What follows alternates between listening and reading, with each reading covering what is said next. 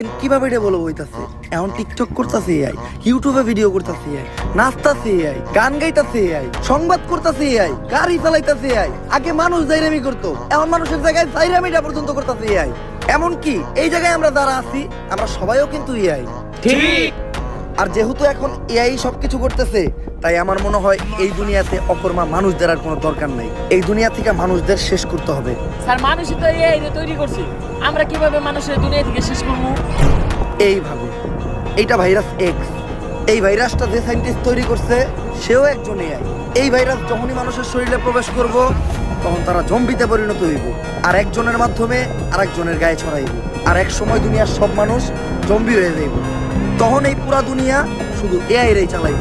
কিন্তু স্যার মানুষ তো এত বোকা না, মানুষের শরীরে আমরা এই ভাইরাস দিব কিভাবে? এই বুদ্ধিও আমার কাছে আছে।